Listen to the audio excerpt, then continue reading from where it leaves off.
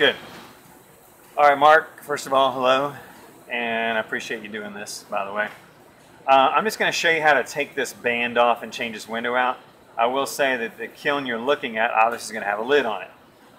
If you really wanted to, not totally necessary, in the back of the hinge, there's two bolts where the hinge actually pivots. If you took those two bolts out, you could literally lift the lid and set it down to the left. But again, it's kind of up to you. It's not a lot of work. And you'd want to make sure you brought a pair of pliers, a flathead screwdriver. The pliers will suffice for gripping these. Don't necessarily have to have this. It just makes it a little faster. And I'll send you an email. Double check the size of those bolts in the back. I want to say they're 5/8, but I'll double check. Anyway, so open the lid and either leave it open or go ahead and loosen it and take it off, which is pretty simple. And then you're going to take the switch box off the front. There should be just 4 screws around the perimeter, and you'll be able to take the switch box off kind of gently, and you can either just kind of set it to one side.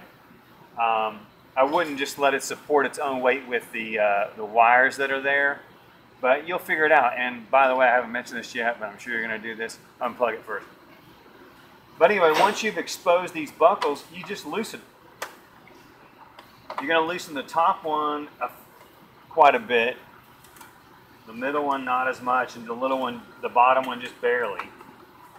And then what I would do is kind of grip these 2 bricks to the side and just lift this brick out, set it off to the left, take this brick out, set it off to the left, and if you'll look over here, there's a window in this one, so I'm going to take it out, but you'll see that there'll be a slot just like that in here, and you're just going to drop this window down in there.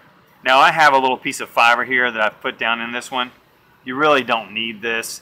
Typically we do that only when the window is actually upside down in this slot, but the kiln you're working with is going to be just like this. You're going to drop the window down in here, you'll put this brick back, drop this brick back in, and tighten it back up. I mean, it's just literally that simple. Certainly if you run into any trouble, I'll send you a couple of our cell phone numbers and you can give me a ring. So anyway, all right, thank you.